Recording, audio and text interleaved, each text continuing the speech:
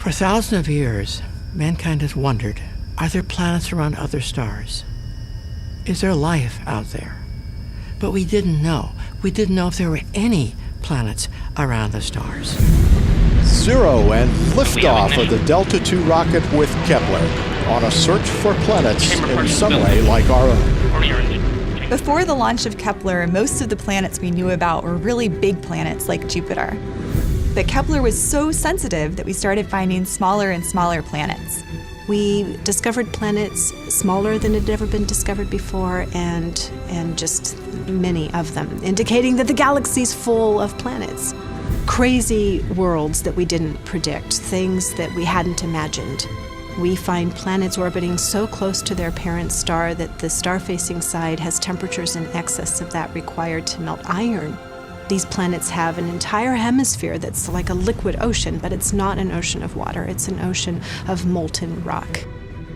We see planets that are orbiting not one, but 2 stars. That is, if you look in the east, you'd see not 1 star rise, but 2. Almost all the astronomers that I know grew up reading science fiction. That's why a lot of them got into the business of looking for planets in the first place, to find out if any of this, fantastic speculation that inspired us could be true. And now we find out that, yeah, it could be true. We learned from Kepler that the most common types of planets in the galaxy are unlike the planets in our own solar system. These worlds are intermediate in size between the Earth and Neptune, but we're not exactly sure what they're made out of. What are the things that we know now that we didn't know then? I mean, things like planets are ubiquitous. Planets are diverse. The stars that we find planets around are diverse.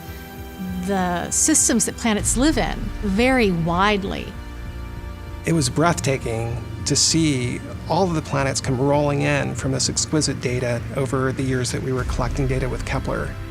In the end, we found dozens of small, potentially rocky worlds orbiting in the Goldilocks zone of their stars, that distance at which you can have liquid water pooling on the surface of the planet, capable of supporting life as we know it.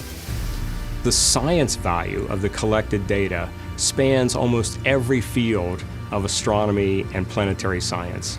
It revolutionized not just exoplanets, not just stars, but a large number of the scientific fields of astronomy today.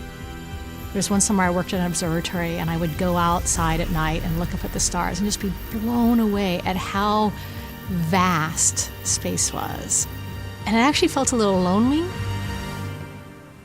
And when I go out and look at the night sky now, rather than being awestruck by the vastness, I'm awestruck by the possibility. There aren't that many opportunities in life where you get to participate in a project as important as Kepler is, that answers such a fundamental question that we've been asking ourselves for so long.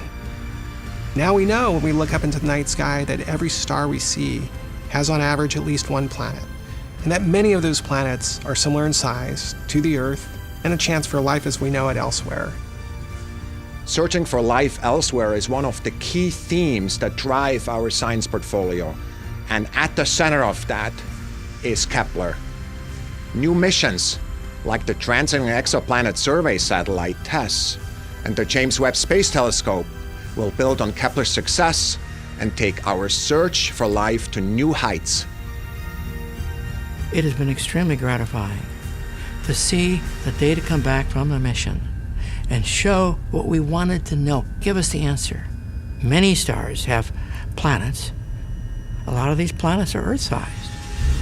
That's Kepler's legacy, this new knowledge that we have about planets around other stars.